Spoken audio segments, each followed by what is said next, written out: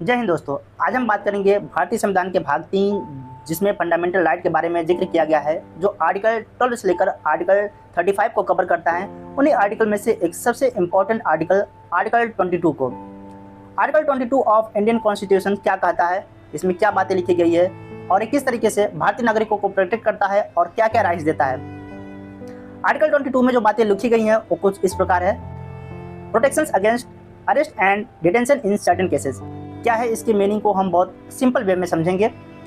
Article 22 के बारे में बात करें तो इसको 7 पॉइंट में हम समझेंगे। आप कह सकते हैं कि ये 7 पॉइंट आर्टिकल 22 के क्लॉज हैं।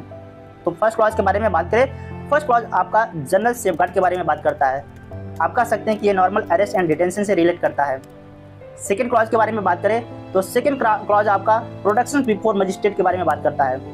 एंड थर्ड क्लॉज आपका एक्सेप्शन के बारे में बात करता है।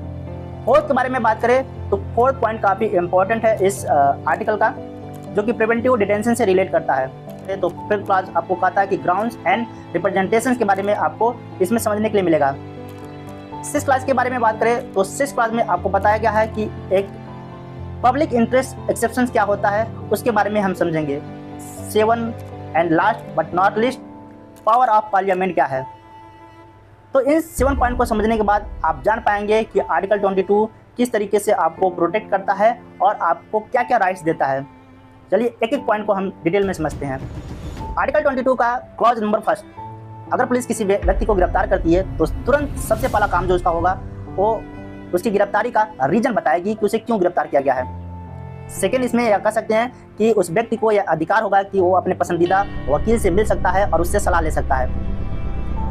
आर्टिकल 22 का क्लॉज नंबर 2 के बारे में बात करें तो विद इन 24 आवर्स के अंदर गिरफ्तार हुए व्यक्ति को मजिस्ट्रेट के समक्ष प्रस्तुत करना होगा और बिना मजिस्ट्रेट के अनुमति के 24 घंटे के बाद पुलिस उसे गिरफ्तार या डिटेन नहीं कर सकती।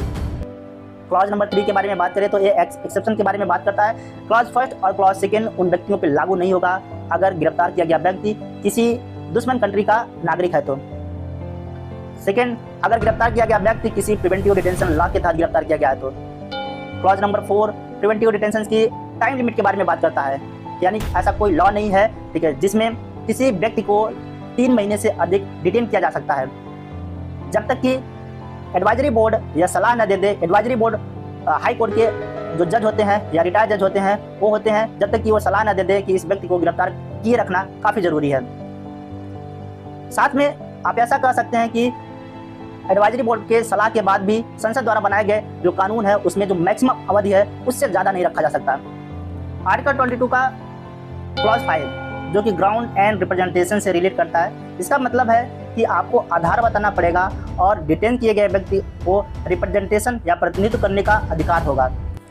कोई भी व्यक्ति को अगर प्रिवेंटिव डिटेंशन के तहत गिरफ्तार किया गया है या डिटेन किया गया है तो उसे उसके आधार को बताना पड़ेगा और साथ में उसको मौका देना पड़ेगा कि वो अपने चीज़ों को रिप्रेजेंट कर पाए। आर्टिकल 22 का क्लॉज 6 काफ़ी इंपॉर्टेंट है, ठीक है, जो कि एक सार्वजनिक हित का अपवाद है। आप कह सकते हैं कि जो भी अथॉरिटी जो है किसी व्यक्ति को जो डिटेन करती है वो चाहे तो जनता के हित में डिटेन किए गए व्यक्ति से कुछ फैक्ट को छुपा सकती है, यानी कि पूरी जानकारी न शेयर करे कि उसे क्यों गिरफ्तार किया गया है। आर्टिकल 22 का क्लॉज नंबर 7 पार्लियामेंट को यह पावर देता है कि वो किन परिस्थितियों में या किन वर्गों में डिटेन किए गए व्यक्ति को 3 महीने से अधिक समय तक रख सकती है बिना एडवाइजरी बोर्ड के राय के। और साथ में पार्लियामेंट डिटेंशन की जो समय सीमा है, ठीक है, वो भी तय करेगी कि उसकी अधिकतम समय सीमा कितनी हो सकती है। और साथ में जो एडवाइजरी बोर्ड होगा वो उसकी जाँच की प्रक्रिया क्या होगी और वो किस तरीके से अपना राय देगा वो भी पार्लियामेंट डिसाइड करेगी। तो ये रहा आर्टिकल 22 ऑफ इंडियन कॉन्स्टिट्यूशन। उम्मीद करता हूँ आपको बहुत अच्छे से समझ आया होगा। मिलते हैं किसी नेक्स्ट वीडियो में एक इंटरेस्टिंग फैक्ट के साथ। तब तक के लिए okay, bye bye, take care, जय हिंद, जय भारत, जय मातृभूमि।